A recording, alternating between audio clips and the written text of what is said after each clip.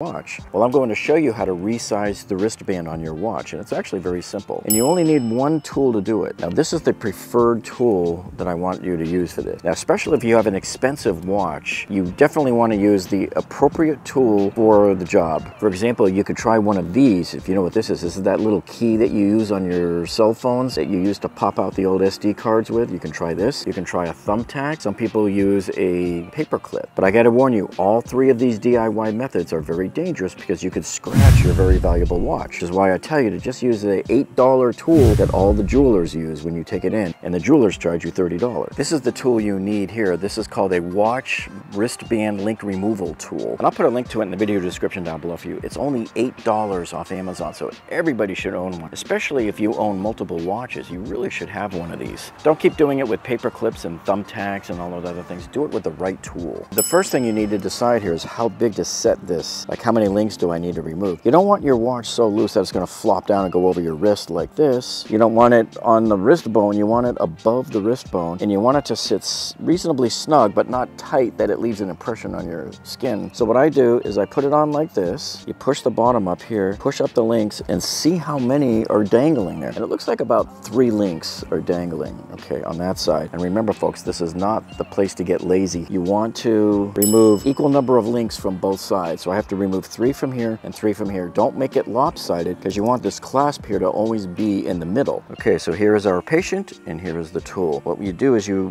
want to make sure you're operating on a nice cloth to protect your watch, and you flip it over, and if your clasp is anything like this one, you just start with your thumbnail and flip that open like that. Now once he's up, grab that guy and flip him open. Now the thing to remember when you go to remove these links, you can see right here there's a bunch of these arrows pointing this way. That means that's the direction the pin has to go to remove it. You'll see them right along the edge here. Most of the watches should have this. So now we're going to set it into the tool, and to do that you need to adjust the tool wide enough to accommodate.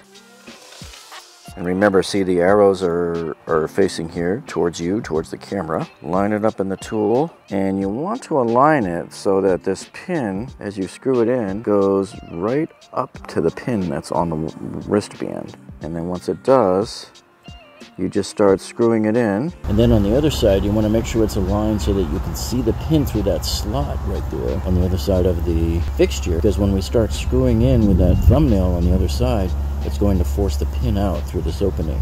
Very important, because if you don't see the pin here, the pin will get jammed against the inside and you'll break the probe on the other side. So then once you're sure they're lined up, you just start turning the knob over here until the pin gets forced out the other side here. You'll see the pin travel and emerge out the other end. And there's the pin poking all the way through the other side. There's the pin poking through right there. Then you just loosen the tool to get it out. You can use any type of needle nose pliers. I'm actually using a pair of my old wire cutters that have pliers on the end of it, but you just come in here, you grasp a hold of the pin, and you pull it out. And just remember the direction that it went in, because you can see these pins have a polarity on them, because you can see it's like cut out and flared on this end, but smooth on this end. So you just remember that when we go to slide them back in. Okay, and there you go. So now we're separated. See that? Perfect. So now that we have this separated, we're going to remove 3 of the links. So we're going to go to the pin that's on the 3rd link here and start the process again to remove the 2nd pin. Make sure the pin is lined up with the opening there, and then we can start screwing it in. And all the way through, there's our pin poking out the other side. So I'm going to loosen this back out. So now to remove these 3 links, I'm going to come over here to this pin and just same thing. Line it up and start turning the thumbnail there. And when you get it all the way through, I can see it poking out, looking down from the top. You unscrew it back out.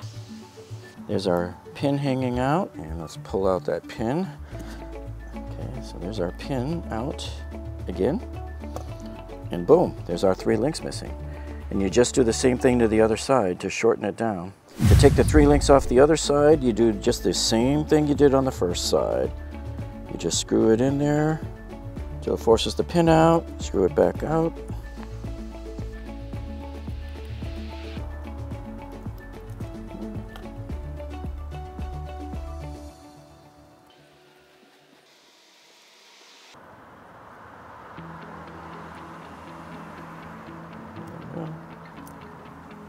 Okay, so there's our 2 sections of 3 that have been removed, and the watch should be pretty much the correct length now. So now to rejoin them, you just bring the 2 sections together, and we can try to slide one of the pins back in. Slide the pin all the way in there.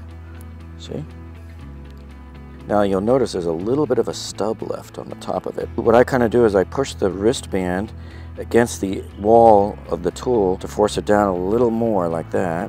Pinches it down in, but there's still a little stub. So what I then do is I flip the wristband over, and I'm going to just force our probe up against it and tighten it in a little bit to force it back in, you know, to seat it in completely the way it should be. See, I'm just going, it's right there, it's right up against the pin, and I'm just going to reseat that pin in a little bit further. So I think it's in all the way now. See, it's nice and it's beneath the surface. That's where it has to be, where you shouldn't even feel it with your thumb. And then to close the loop, just do it on the same spot on the opposite side. Push it up against the wall on the inside to get the pin down. So it fits snug. It feels like it might be a frog here tight. Okay, so now I have the watch adjusted so that it fits nice and snug. However, it's a little bit too tight.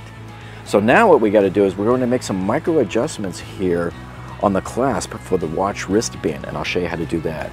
So if you look at the clasp here, look right by my thumb, you see those 4 holes? Those are your micro adjustment holes, and each one adjusts at 1/8 of an inch or 3/16 of an inch to make the watch band bigger. You can see right here, it's on the second hole of the 4 holes. And what we're gonna do is adjust it so that it snaps into place on this last hole on the left. We need to make our watch wristband circumference a little bit bigger than it is now so that it doesn't pinch our skin around the wrist. In our case, even using that watch wristband tool, the probe on there was too big. So here you can use a safety pin. Now in our case, you can buy other little tools that look like little screwdrivers that'll have a pointy end that go in there and do this for you. But here we can just use a safety pin. So as it turns out, the probe that came on that little tool that I was using was not big enough to fit in these holes. These holes are slightly smaller. What you got to do is you're going to push down on the head of, it's just like the other pins that were over here, except these are a spring bar. All you have to do is just push on it enough, because there's not much mechanical advantage. This is a little tricky.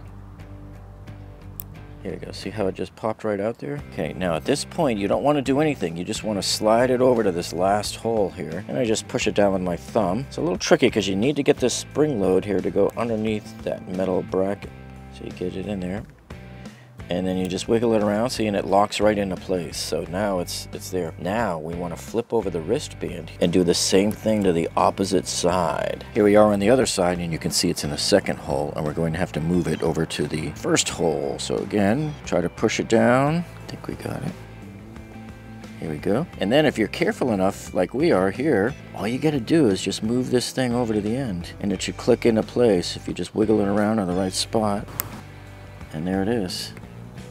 So all we did was we just micro adjusted the circumference of our watch wristband by about 3/16 of an inch or so. And so remember, it has to be below the bone here when you're trying on your watch. This is probably still a little teeny bit snug. So you can also play games with adding another link back on and then micro adjusting the opposite way we just did it. We'll try it this way and see how it looks. So your wristwatch is now fitting perfectly on your wrist, right where it's supposed to be, right below the bone here, and it gives you a nice classy look as a gentleman or even as a lady. If you have any questions at all, hey, ask them down in the comments below, and thank you so much for joining us, and we'll see you on the next one.